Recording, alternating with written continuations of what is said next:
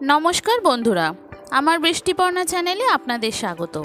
আজ আমি চলে এসেছি বাঁধাকপির একটা রেসিপি নিয়ে, চিংড়ি দিয়ে বাঁধাকপি। এই গরমকাল, এই সময় দেখবেন পটল, ঢ্যাঁড়স এই সবই বাজারে, কুমড়ো। তো মুখের স্বাদ বদলের জন্য এই গরমকালে যে বাঁধাকপিগুলো পাওয়া যায় সেগুলোকে এই রকম চিংড়ি মাছ দিয়ে ট্রাই করতে পারেন। খুব সুন্দর খেতে হয়। চলুন তাহলে রেসিপিটি দেখে নেওয়া যাক। আমি বাজার থেকে এরকম ছোট ছোট সাইজের গোটা গোটা এরকম বাঁধাকপি পেয়েছিলাম, তো এইগুলোই নিয়ে এসেছিলাম। তো এই বাঁধাকপি দিয়েই আজকে আমি করব এই চিংড়ি মাছ দিয়ে বাঁধাকপিটা। এই গরমের বাঁধাকপি যেগুলো দেখবেন বাজারে ছোট ছোট ধরনের পাওয়া যায়, এইগুলো এইভাবে কেটে নেব, ধুয়ে পরিষ্কার করে নেব। আর কটা আলুও নিয়েছি, বড় বড় করে কেটে নিলাম এইরকম সাইজের। আর একটু পেঁয়াজ কেটে নেব, একটু টমেটো কেটে নেব, আর একটু সামান্য চিংড়ি মাছ নিয়েছি 100-র মতো। চিংড়ি মাছটাকেও ভালো করে ছাড়িয়ে পরিষ্কার করে নেব। এইটা দিয়েই করব আমি বাঁধাকপি।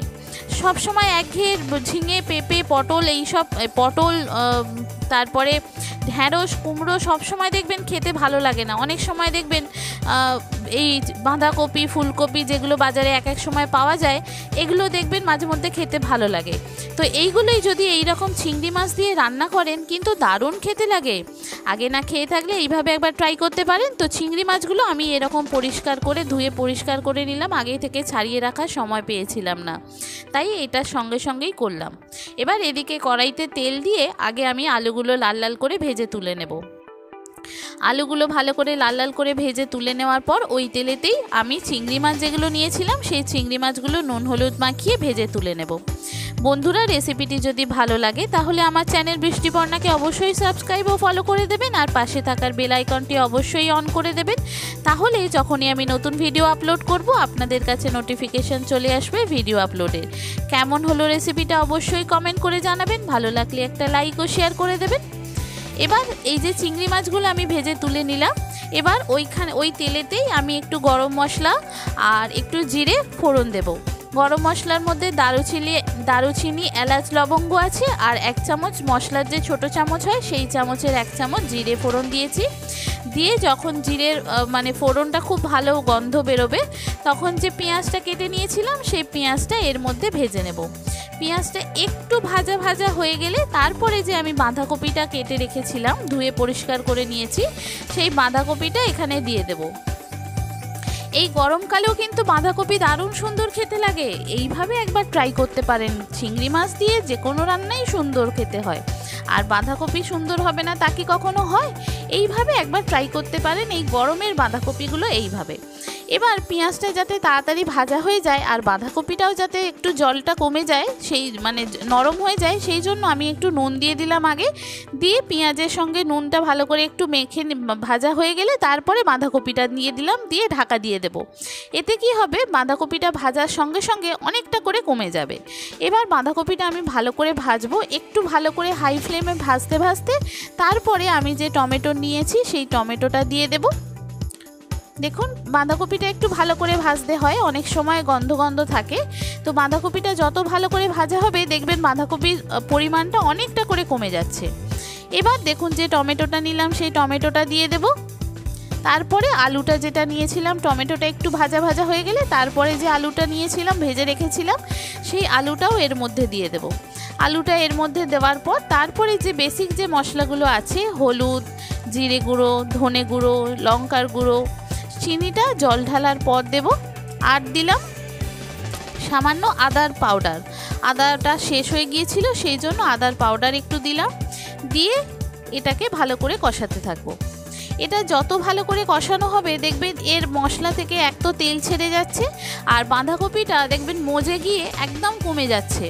তখন বুঝবেন যে বাঁধাকপিটা ভালো করে ভাজা হচ্ছে। আর মশলার যখন কাঁচা গন্ধটা চলে যাবে তখন দেখবেন যে পরিমাণ জল আপনি দিতে চান সেই পরিমাণ জল একটু দিয়ে দেবেন। দেখুন, মশলাগুলো সব আমি দিয়ে দিলাম, চিনি বাদে সমস্ত মশলা অল্প অল্প করে দিয়ে দিলাম পরিমাণ মতো। দিয়ে এবার এটাকে আমি ভালো করে কষাবো। আর চিনিটা আমি জল দেওয়ার পর চিনিটা দেব। আর এটা ভালো করে কষিয়ে নিচ্ছি। দরকার পড়লে আপনি ঢাকা দিয়ে দিয়ে কষাতে পারেন, তাহলে কিন্তু মশলাটা ভাজাও ভালো হয় আর এটার কষানোটাও ভালো হয়।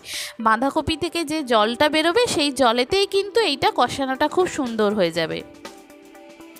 এবার দেখুন কষানোটা অনেকটা পরিমাণ হয়ে গেছে। এবার পরিমাণ মতো আমি জল দেব, দিয়ে এটা ঢাকা দিয়ে দেব। আর এখানে পরিমাণ মতো একটু চিনিও দেব, দিয়ে এটা ঢাকা দিয়ে দেব। এটা যখন শুকনো হয়ে আসবে, মানে একদম জলটা কমে যাবে, তারপর যে চিংড়ি মাছগুলো নিয়েছিলাম সেই চিংড়ি মাছগুলো দিয়ে দেব, দিয়ে এটা মাখো মাখো করব। দেখবেন গরমকালে ঝোল ঝোল খুব একটা বেশি খেতে ভালো লাগে না, এটা একটু মাখো মাখো হলে সেটাই বেশি খেতে ভালো লাগে। চিংড়ি মাছ আর চিনিটা দিয়ে দিলাম, তারপরে নুন মিষ্টিটা একটু চেক করে নিয়ে এটা একদম শুকনো শুকনো করে তারপরে নামাবো।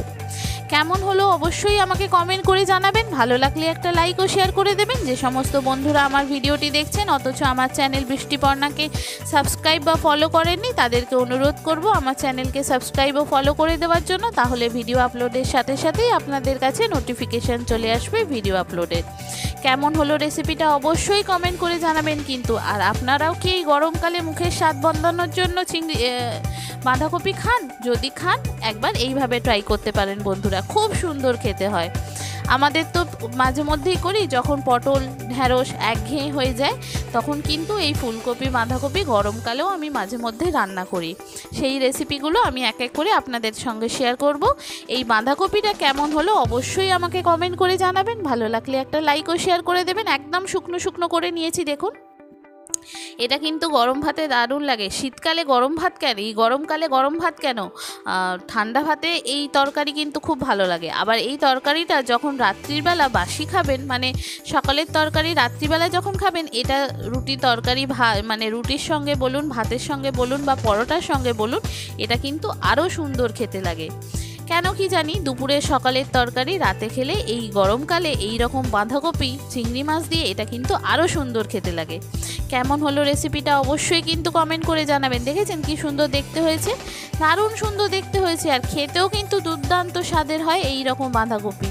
আমাদের যখন করি তখন একটু বেশি করেই করি, সকালে আর রাতে খাবারের দুবেলারই হয়ে যায়, একটু বেশি করেই করি। দেখেছেন কি সুন্দর দেখতে হয়েছে, খেতেও কিন্তু অপূর্ব সুন্দর হয় এই রকম গরমের বাঁধাকপি। কেমন হলো অবশ্যই কমেন্ট করে জানাবেন। ভালো লাগলে একটা লাইক ও শেয়ার করে দেবেন। থ্যাংক ইউ বন্ধুরা।